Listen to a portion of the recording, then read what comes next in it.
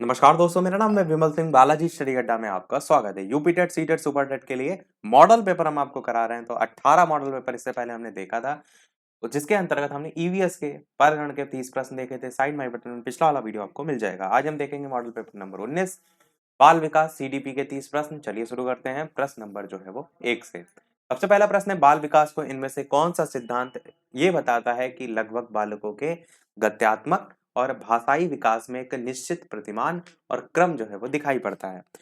नाम से ही आपको क्लियर हो जाएगा। ऑप्शन 4 दे रखे हैं, निरंतरता का सिद्धांत, या फिर विकास क्रम की एकरूपता का सिद्धांत, या फिर एकीकरण का सिद्धांत, या विकास की दिशा का सिद्धांत। तो बताइए इनमें से कौन सा जो है वो सही होगा। आंसर की बात करते हैं इन चार ऑप्शन में। तो आंसर की बात करते हैं इन चार ऑप्शन में से, तो आपका सेकंड वाला ऑप्शन यहाँ पर विकास क्रम की एकरूपता का सिद्धांत जो है, सेकंड वाला ऑप्शन यहाँ पर जो है सही हो जाएगा। अगला देखते हैं आपका दूसरा प्रश्न, बाल विकास के विभिन्न आयामों की जानकारी शिक्षकों के लिए क्यों आवश्यक है। बालक जो है उनकी समस्याओं का निदान करने के लिए आप कहेंगे बिल्कुल ये जरूरी है। जब बालक की समस्याओं का निदान करेंगे तभी, जब विभिन्न प्रकार के आयाम की जानकारी होगी तभी आप निदान कर पाएंगे। बालक के लिए उपयुक्त शिक्षण विधि अपनाने के लिए बिल्कुल आपका सही है। बालक के लिए उपयुक्त शैक्षिक वातावरण का निर्माण बिल्कुल सही। तीनों ही आपके सही है, यानी आंसर आपका ये सभी यहाँ पर जो है बिल्कुल सही हो जाएगा।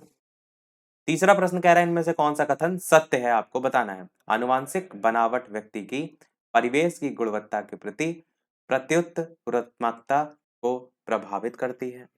दूसरा कह रहा है, गोद लिए गए बच्चे जो है उसका वही बुद्धि लब्धांक होता है जो गोद लिए गए उनके सगे भाई बहने जो है उनका होता है।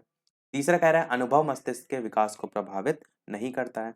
और चौथा कह रहा है, विद्यालयीकरण का बुद्धि पर कोई प्रभाव जो है वो नहीं पड़ता है। तो बताइए इनमें से कौन सा जो है वो सही होगा। आंसर की बात करते हैं इन चार ऑप्शन में से, तो आपका पहला ही ऑप्शन यहाँ पर सही होगा कि आनुवांशिक बनावट व्यक्ति की जो परिवेश है उसके, या ऐसे भी आप कह सकते हैं आनुवांशिकता और परिवेश जो इनका अंतर संबंध होता है, ये मैंने काफी बार आपको बताया। तो ये आपका ऑप्शन यहाँ पर सही होगा। अगला देखते हैं आपका चौथा प्रश्न कि बच्चों के विकास में आनुवांशिकता और वातावरण की भूमिका के बारे में इनमें से कौन सा कथन सही है। पहला कह रहा है, आनुवांशिकता और वातावरण दोनों एक बच्चे के विकास में 50-50% योगदान रखते हैं। दूसरा कह रहा है, समवयस्कों और पितृक यानी कि जीन्स का सापेक्ष योगदान योगात्मक नहीं होता। दूसरा कह रहा है कि तीसरा कह रहा है, आनुवांशिकता और वातावरण एक साथ परिचालित नहीं होते हैं। और चौथा कह रहा है, सहज रुझान वातावरण से संबंधित है जबकि वास्तविक विकास के लिए आनुवांशिकता जरूरी है। आपको बताना है कौन सा इनमें से सही होगा। आंसर की बात करते हैं, इनमें से कौन सा कथन सत्य है। आनुवांशिकता और वातावरण की भूमिका के संदर्भ में सेकंड वाला आपका सही होगा, समवयस्क और जो पितृक हैं उनका सापेक्ष योगदान योगात्मक नहीं होता है। ये आपका यहाँ पर जो है वो सही होगा। अगला देखते हैं आपका प्रश्न नंबर 5, बालक के सामाजिकरण की प्रक्रिया कब प्रारंभ होती है। जन्म के 3 वर्ष के बाद, या फिर जन्म से ही, या फिर किशोरावस्था में, या फिर वयस्क होने के बाद। आपको बताना यह है कि जो सामाजिकरण की प्रक्रिया होती है वो बालक की कब आपको प्रारंभ होते हुए दिखाई देती है। आंसर की बात करते हैं तो आप क्या कहेंगे, तो आपका जन्म के कुछ समय बाद कह सकते हैं या जन्म से ही कह सकते हैं, पर 3 वर्ष के बाद आप नहीं कहेंगे। देखिए वयस्क वाला तो बिल्कुल गलत है, किशोरावस्था बिल्कुल गलत है, इन दोनों में कंफ्यूजन है। तो जन्म के 3 वर्ष के बाद नहीं स्टार्ट होती है, तो जन्म से ही आपका ऑप्शन सेकंड वाला यहाँ पर जो है वो सही होगा। अगला देखते हैं, सामाजिकरण की जो प्रक्रिया है उनमें उन डैश को प्राप्त किया जाता है जिन्हें समाज में महत्व दिया जाता है। मानकों, मूल्यों, विश्वासों, या फिर सभी का। सामाजिकरण की प्रक्रिया में उन किसको जो है वो प्राप्त किया जाता है, ये आपको बताना है। आंसर की बात करते हैं तो उन मूल्यों को प्राप्त किया जाता है, बिल्कुल सही है। उन मानकों को भी प्राप्त किया जाता है, ये भी सही है। जब तो ये ऑप्शन सही है तो विश्वासों भी आपका सही होगा, ये सभी आपका यहाँ पर सही होगा। अगला सातवां प्रश्न है, सामाजिकरण में बच्चों के डैश को निर्देशित करना और अनैच्छिक एवं डैश प्रवृत्तियों को अनुशासित करना आता है। व्यवहार, गलत व्यवहारिक, आपको बताना है ये जो दो फिल इन द ब्लैंक्स है ना, इनमें इनमें से होगा कौन सा। व्यवहार, सही व्यवहारिक, बुद्धि, सही बौद्धिक, मन, सही मानसिक। तो बताइए इनमें से कौन सा जो है वो सही होगा। आंसर की बात करते हैं इनमें से, तो सामाजिकरण के में जो बच्चे हैं उनके किसको निर्देशित करना? तो उनके व्यवहार को या उनकी बुद्धि को या उनके मन को। तो सामाजिकरण में उनके व्यवहार को, तो 2 जगह व्यवहार लिखा हुआ है, तो एक तो व्यवहार आपका आ जाएगा। ये 2, 3, 4 ऑप्शन कट जाएँगे। व्यवहार को निर्देशित करना और अनैच्छिक एवं किसकी प्रवृत्तियों को अनुशासित करना। जो अनुशासन किसका किया जाता है? जो कि गलत प्रवृत्तियाँ होती हैं। तो आपका पहला यहाँ पर आंसर हो जाएगा, गलत व्यवहारिक प्रवृत्तियों को अनुशासित करना आता है, यानी फर्स्ट वाला ऑप्शन यहाँ पर बिल्कुल सही होगा। 8वां प्रश्न कह रहा है, शुभांगी कक्षा पिकनिक तय करने हेतु ऋषभ से सहमत नहीं है। वो सोचती हैं कि बहुमत के अनुकूल बनाने के लिए नियमों का संशोधन किया जा सकता है। यह सहपाठी विरोध पियाजे के अनुसार इनमें से किससे जो है वो संबंधित है? पहला कह रहा है विषमांग नैतिकता, दूसरा कह रहा है संज्ञानात्मक अपरिपक्वता, तीसरा कह रहा है प्रतिक्रिया और चौथा कह रहा है सहयोग की नैतिकता। तो बताइए इनमें से कौन सा सही होगा? विषमांग नैतिकता, संज्ञानात्मक अपरिपक्वता, प्रतिक्रिया या सहयोग की नैतिकता। आंसर की बात करते हैं तो आपका ऑप्शन फोर्थ वाला यहाँ पर सहयोग की नैतिकता जो है, फोर्थ वाला यहाँ पर ऑप्शन सही होगा। 9वां प्रश्न कह रहा है, इनमें से कौन सा वाइगोत्स्की के सामाजिक सांस्कृतिक सिद्धांत पर आधारित है? आपको बताना है। सक्रिय अनुकूलन, पारस्परिक शिक्षण, संस्कृति निरपेक्ष संज्ञानात्मक विकास, अंतर्दृष्टिपूर्ण अधिगम। बताइए इनमें से कौन सा आपका सही होगा? कौन सा वाइगोत्स्की के सामाजिक सांस्कृतिक सिद्धांत पर आधारित होता है? आंसर की बात करते हैं इनमें से कौन सा सही होगा, तो आप क्या कहेंगे? सेकंड वाला ऑप्शन यहाँ पर पारस्परिक शिक्षण जो है आपका सही होगा, जो कि वाइगोत्स्की के सामाजिक सांस्कृतिक सिद्धांत पर आधारित है। और आपका पारस्परिक शिक्षण का उद्देश्य क्या होता है? तो शिक्षक और जो छात्र होते हैं उनके बीच सामूहिक प्रयास हो, उसके माध्यम से समस्या का हल निकले, ये सारी चीजें होती हैं। और आपका यहाँ पर बी वाला ऑप्शन सही होगा। अगला देखते हैं आपका 10वां प्रश्न। एक शिक्षिका अपनी कक्षा से कहती है कि सभी प्रकार के प्रदत्त जो कार्य हैं, असाइनमेंट हैं, उनका निर्माण इस प्रकार किया गया है कि प्रत्येक विद्यार्थी अधिक प्रभावशाली ढंग से सीख सके। अतः सभी विद्यार्थी बिना किसी अन्य की सहायता से अपना जो कार्य है वो पूर्ण करें। तो वो कोहलबर्ग के किस नैतिक विकास के चरण की ओर संकेत दे रही हैं, वो यहाँ पर जो है वो पूछा गया है। औपचारिक चरण 4 कानून और व्यवस्था, पर औपचारिक चरण 1 सामाजिक संविदा, पूर्व औपचारिक चरण 1 दंड परिवर्तन, पूर्व औपचारिक चरण 2 वैयक्तिकता और विनिमय। तो बताइए इनमें से कौन सा जो है वो सही होगा? आंसर की बात करते हैं इन 4 ऑप्शन में से, तो आपका यहाँ पर कानून और व्यवस्था औपचारिक चरण 4, तो यही आपका ऑप्शन सही होगा, औपचारिक चरण कानून और व्यवस्था। अगला देखते हैं आपका प्रश्न नंबर 11। करनैल सिंह कानूनी कार्रवाई तथा खर्चे के बावजूद आयकर जो है वो नहीं देते हैं। वे सोचते हैं कि वे एक भ्रष्ट सरकार को समर्थन जो है वो नहीं दे सकते हैं, जो अनावश्यक बांधों के निर्माण पर लाखों रुपए जो है वो व्यय करती है। तो वे संभवतः कोहलबर्ग के नैतिक विकास की किस अवस्था में जो है वो हैं? परंपरागत, पश्च परंपरागत, पूर्व परंपरागत या परापरंपरागत। बताइए इनमें से कौन सा जो है वो सही होगा? आंसर की बात करते हैं इन 4 ऑप्शन में से। ये क्वेश्चन सीटेट में आपका 2013 में पूछा गया था। आंसर की बात करते हैं तो पश्च परंपरागत की जो है ये स्टेज आपकी हो जाएगी। अगला देखते हैं आपका 12 नंबर प्रश्न। अधिकांश व्यक्तियों की बुद्धि जो होती है वो औसत होती है। बहुत कम लोग प्रतिभा संपन्न होते हैं और बहुत कम व्यक्ति मंद बुद्धि के होते हैं। तो ये जो कथन है ये किसके प्रतिस्थापित सिद्धांत पर आधारित है? बुद्धि और जातीय विभिन्नताओं, बुद्धि के वितरण, बुद्धि की वृद्धि या बुद्धि और लैंगिक विभिन्नताओं। बताइए इनमें से कौन सा जो है वो सही होगा? आंसर की बात करते हैं तो बुद्धि के वितरण के प्रतिस्थापित सिद्धांत पर जो है वो आधारित है। अधिकांश व्यक्तियों की बुद्धि औसत होती है, बहुत कम लोग प्रतिभा संपन्न होते हैं और बहुत कम व्यक्ति जो है वो मंद बुद्धि के होते हैं। अगला इनमें से कौन सा बुद्धिमान बच्चे का लक्षण जो है वो नहीं है, आपसे पूछा गया है? वह जो लंबे निबंधों को बहुत जल्दी रटने की क्षमता रखता है, या वह जो प्रवाहपूर्ण और उचित तरीके से संप्रेषण यानी कि कम्युनिकेशन करने की क्षमता रखता है, वह जो अमूर्त रूप से सोचता रहता है, वह जो नए परिवेश में स्वयं को ढाल लेता है या समायोजित कर लेता है। तो आपको बताना क्या है? इनमें से बुद्धिमान बच्चे का लक्षण जो है वो कौन सा जो है वो नहीं है? आंसर की बात करते हैं इन 4 ऑप्शन में से, तो आपका पहला ही ऑप्शन यहाँ पर सही होगा। क्या? कि वह जो लंबे निबंधों को बहुत जल्दी रटने की क्षमता रखता है। क्लियर आपको दिख रहा है? जो रटने की क्षमता रखता है उससे कोई मतलब ही नहीं बुद्धिमान बच्चे का। आपका पहला ही वाला ऑप्शन यहाँ पर जो है वो बुद्धिमान बच्चे का लक्षण नहीं है, बाकी सभी है। कम्युनिकेशन की क्षमता अच्छी हो, अमूर्त रूप से सोच सके, परिवेश में स्वयं को समायोजित कर सके। अगला प्रश्न है 14 कि बहुविध बुद्धि सिद्धांत के अनुसार सभी प्रकार के पशुओं, खनिजों और पेड़ पौधों को पहचानने के संदर्भ में और वर्गीकृत करने की जो योग्यता है वो किस प्रकार की बुद्धि के अंतर्गत जो है वो आती है? तार्किक गणितीय बुद्धि, प्राकृतिक बुद्धि, भाषिक बुद्धि या स्थानिक बुद्धि? साथ ही साथ वीडियो पसंद आए तो लाइक भी अवश्य करते रहिएगा। इसी प्रकार अच्छे अच्छे प्रश्न हम प्रैक्टिस करते रहें। आपको बताना है कि बहुविध बुद्धि सिद्धांत के अनुसार सभी प्रकार के जो पशु हैं, खनिज हैं, पेड़ पौधे हैं, उनको पहचानना हो या फिर वर्गीकृत करना हो तो इस प्रकार की जो योग्यता वाली बुद्धि होती है वो क्या कहलाती है? तो उसे हम कहते हैं प्राकृतिक बुद्धि। प्राकृतिक चीजों से जुड़ी हुई है, आसानी से आप इसे पहचान सकते हैं, याद रख सकते हैं। 15 प्रश्न आपका, एक शिक्षिका अपने शिक्षार्थियों की विभिन्न अधिगम शैलियों को संतुष्ट करने के लिए वैविध्यपूर्ण कार्यक्रम जो है उनका उपयोग करती है। आपको बताना है वो किससे प्रभावित है? पियाजे के संज्ञानात्मक विकास के सिद्धांत से, कोहलबर्ग के नैतिक विकास के सिद्धांत से, गार्डनर के बहुबुद्धि सिद्धांत से या वाइगोत्स्की के सामाजिक सांस्कृतिक सिद्धांत से? तो बताइए, एक शिक्षिका क्या कर रही है अपने शिक्षार्थियों की विभिन्न जो अधिगम शैलियां हैं उनको संतुष्ट करने के लिए अलग अलग कार्य के जो है उनका उपयोग करती है। तो कौन सा इनमें से सही होगा? आंसर की बात करते हैं तो गार्डनर का बहुबुद्धि सिद्धांत आपका यहाँ पर सही हो जाएगा। बहुआयामी वो कार्य कर रही है, बहुबुद्धि सिद्धांत से आप इसे जोड़कर आसानी से याद रख सकते हैं। 16 प्रश्न है, सृजनात्मकता मुख्य रूप से किससे संबंधित है? मॉडलिंग, अनुकरण, अभिसारी चिंतन, अपसारी चिंतन? बताइए इनमें से कौन सा सही होगा?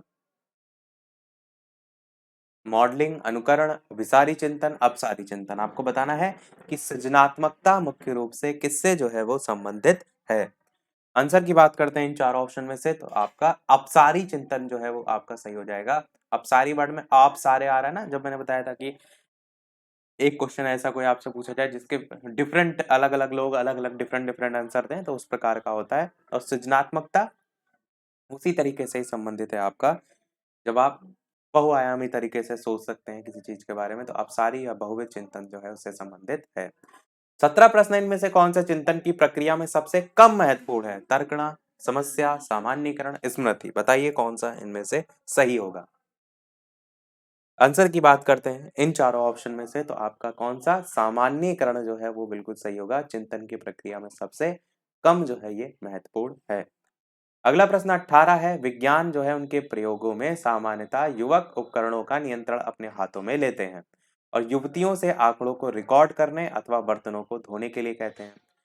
तो ये प्रवृत्ति दर्शाती क्या है? युवतियां नाजुक होने के कारण ऐसे काम करना पसंद करती हैं जिनमें ऊर्जा की खपत कम होती है, या युवतियां बेहतरीन अवलोकनकर्ता होती हैं और बिना किसी गलती के आंकड़ों का रिकॉर्ड रखती हैं, या फिर पुरुष और स्त्री की रूढ़िबद्ध भूमिकाएं विद्यालय में भी होती हैं, या युवक उपकरणों को ज्यादा कुशलता से संभाल सकते हैं क्योंकि वे इस प्रकार के कार्यों को करने में प्राकृतिक रूप से सक्षम होते हैं। तो कौन सा इनमें से सही होगा? प्राकृतिक रूप से सक्षम, सीधे सीधे ऑप्शन काट दीजिए। अब बताइए इन तीनों में से कौन सा जो है वो सही होगा। विज्ञान के प्रयोग में सामान्यतः युवक जो हैं वो उपकरणों का नियंत्रण अपने हाथों में लेते हैं और युवतियों से जो आंकड़े उनका इकट्ठे किए जाते हैं ना कि क्या निकल के आ रहे हैं सब डाटा, उसको रिकॉर्ड करने या बर्तनों को धोने के लिए ये सारी चीजें जो है वो की जाती है। तो ये प्रवृत्तियां क्या दर्शाती हैं? आंसर की बात करते हैं तो इसे हम कहते हैं रूढ़िबद्ध भूमिकाएं। पुरुष और स्त्री की रूढ़िबद्ध भूमिकाएं विद्यालय में ही होती हैं। तो ये आपका ऑप्शन थर्ड वाला यहाँ पर सही हो जाएगा। इस तरीके का जो आप भेदभाव या पहले से एक मान्यताएं चली आ रही हैं उसी के संदर्भ में हम इस शब्द का यूज करते हैं। 19 प्रश्न है कि कक्षा कक्ष में शिक्षक और विद्यार्थी किस प्रकार लिंग को डैश करते हैं ये सीखने के वातावरण डैश। यहाँ पर दो फिल इन द ब्लैंक्स है तो व्याख्यायित करते हैं शिक्षक और शिक्षार्थी किस प्रकार लिंग को निर्मित करते हैं, रूपांतरित करते हैं या परिभाषित करते हैं। तो कौन सा बेहतर होगा? और केवल आपको पहला ही यहाँ पर फिल इन द ब्लैंक्स नहीं देखना है, दूसरा भी देखना है। या सीखने के वातावरण जो है उस पर कोई प्रभाव नहीं डालता, सीधे काट दीजिए।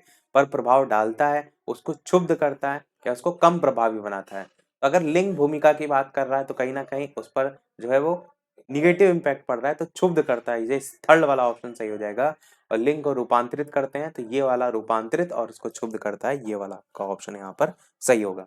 अगला प्रश्न 20 देखते हैं कि परिधि जो कि गणित की शिक्षिका है स्वाति से एक प्रश्न पूछती है। स्वाति से कोई उत्तर ना मिलने पर वह तुरंत विकास से दूसरा प्रश्न पूछती है। जब उसे महसूस होता है कि विकास उत्तर बनाने में संघर्ष कर रहा है, तो वह अपने प्रश्न के शब्दों को बदलती है।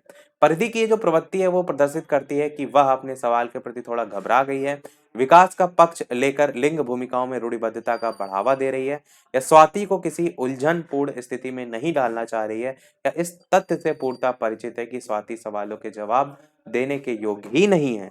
तो बताइए इनमें से कौन सा सही होगा? तो जो देने योग्य ही नहीं है ये ऑप्शन काट दीजिए, फोर्थ तो नहीं होगा।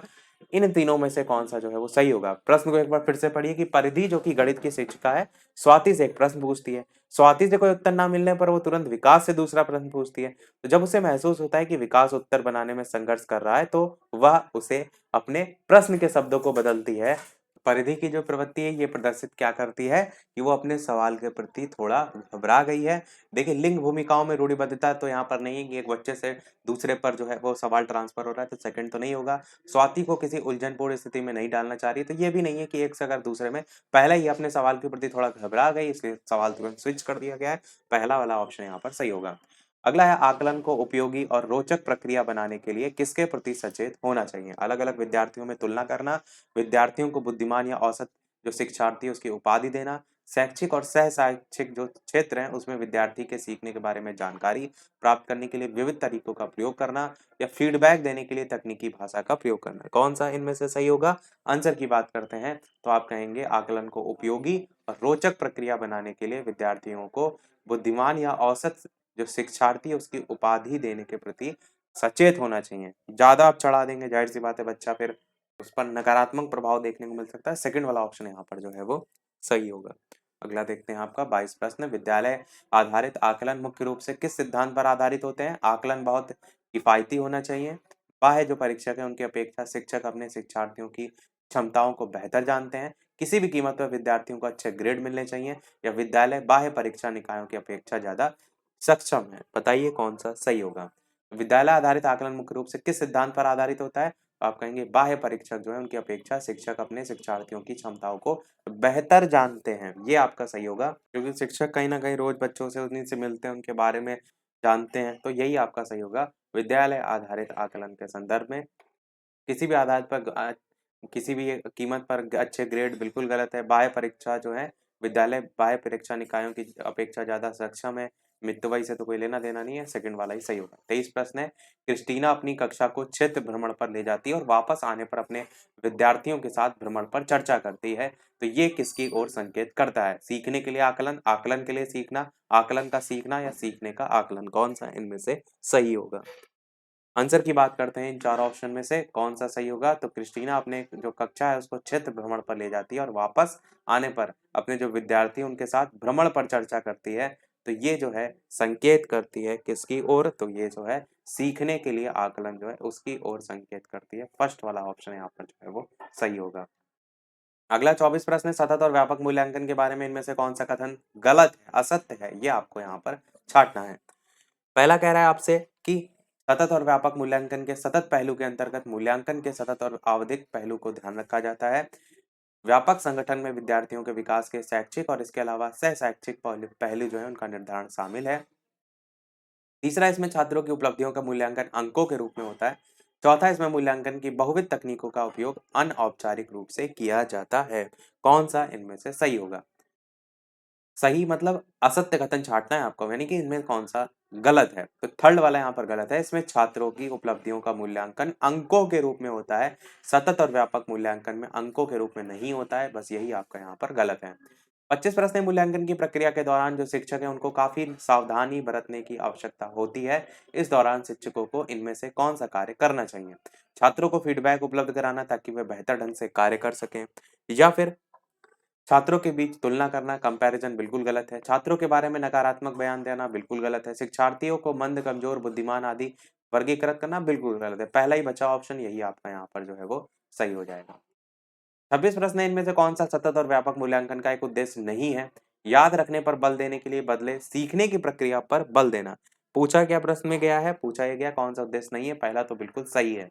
दूसरा कह रहा है छात्रों के सीखने की प्रक्रिया और परिवेश के बारे में उपयुक्त निर्णय लेना, बिल्कुल सही है। अध्यापन और अधिगम प्रक्रिया को शिक्षक केंद्रित कार्यकलाप बनाना, क्योंकि बालक केंद्रित होता है, तो थर्ड वाला यहाँ पर गलत है। तो थर्ड वाला यहाँ पर आंसर आपका जो है वो हो जाएगा। चौथा ऑप्शन पढ़ने की भी आवश्यकता नहीं है।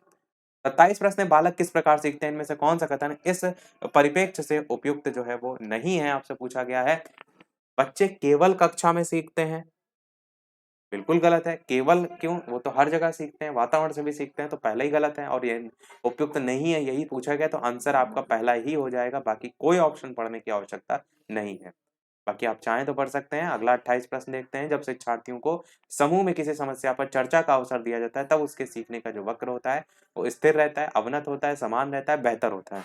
समूह में जब ग्रुप में आप सीखते हैं तो कैसा होता है, जब ग्रुप में क्या होता है, एक बच्चा दूसरे अपने जो विचार रख रहा है दूसरे टाइप के, दूसरा दूसरे टाइप के, तो वो और ज़्यादा बेहतर होता है। फोर्थ वाला यहाँ पर जो है वो सही होगा। 29 प्रश्न आपका सेकंड लास्ट है। बच्चे सर्वाधिक सृजनशील कब होते हैं? दूसरों के समक्ष अच्छा करने के दबाव में आकर के, अपनी रुचि से, पुरस्कार के लिए या शिक्षक की डाँट से बचने के लिए? तो शिक्षक की डाँट बिल्कुल गलत है। दूसरों के समक्ष अच्छा करने के दबाव यहाँ पर वर्ड यूज़ किया गया है, इसलिए गलत है। अपना इंटरेस्ट या पुरस्कार, पुरस्कार कहीं न कहीं एक बाह्य प्रेरणा में आता है, हमेशा वर्क नहीं करता है। थर्ड भी काट दीजिए। अपना खुद का जब तक उनका इंटरेस्ट नहीं होता, तब तक नहीं होता। तो सर्वाधिक बच्चे सृजनशील कब होते हैं? जब उनकी अपनी खुद की रुचि देखने को मिलती है। अब जैसे किसी का गेम खेलने में मन कर रहा है, अब गेम भी डिफरेंट वैरायटी के हो सकते हैं, जैसे बहुत से वो जोड़कर बिल्डिंग बनाई जाती है, तो उसमें भी बच्चा क्रिएटिव बनता है, तो वो सारी चीजें। देखते हैं हमारा अगला और इस वीडियो का लास्ट प्रश्न। इसके बाद एक प्रश्न हम आपसे भी पूछेंगे, जैसे कि सभी वीडियो में हम आपसे एक नए प्रश्न पूछते हैं। इनमें से कौन सी महत्वपूर्ण गतिविधि बच्चों को सीखने के लिए सक्षम बनाती है? पुरस्कार, संवाद, व्याख्यान, निर्देश, बताइए इनमें से कौन सा जो है वो सही होगा। कौन सी महत्वपूर्ण गतिविधि है जो क्या करती है, बच्चों को सीखने के लिए सक्षम बनाती है? आंसर की बात करते हैं इन चार ऑप्शन में से, तो आप क्या कहेंगे कि जो संवाद होता है, आपस में वार्तालाप होता है, आपस में जो कम्युनिकेशन होता है, जिसको हम संप्रेषण भी कह सकते हैं, तो संवाद आपका सबसे बेहतर होगा। यही आपका ऑप्शन यहाँ पर सही होगा। अब एक प्रश्न आपके लिए भी, जैसे कि सभी वीडियो में हम आपसे एक ना एक प्रश्न पूछते हैं। तो इस वीडियो का आपके लिए प्रश्न है, जिसका आंसर वीडियो के मेन कमेंट में टाइप करके आपको बताना है। इसके बाद के प्रश्न हिंदी के हैं, तो वहीं से हमने प्रश्न लिया, यानी कि अगले जो 30 प्रश्न होंगे उसमें हम इसका आंसर भी आपको बताएंगे। प्रश्न आपका है, संसद से सड़क तक काव्य के रचनाकार जो है वो कौन है? पहला ऑप्शन है श्रीकांत वर्मा, दूसरा है सुदामा पांडे धूमिल, तीसरा है अज्ञे और चौथा है रघुवीर सहाय। इन चारों में से कौन सा सही होगा? अपना आंसर वीडियो के मेन कमेंट में टाइप करके बताइएगा। लाइव टाइमिंग दो है, दोपहर के 3 बजे और शाम के 8 बजे, तो लाइव आकर भी वीडियो आप देख सकते हैं, प्रश्न की प्रैक्टिस कर सकते हैं। तो आज के वीडियो में इतना ही रखते हैं, मिलते हैं अगले वीडियो में कुछ नए प्रश्नों के साथ, नए टॉपिक के साथ। तब तक के लिए नमस्कार, जय हिंद।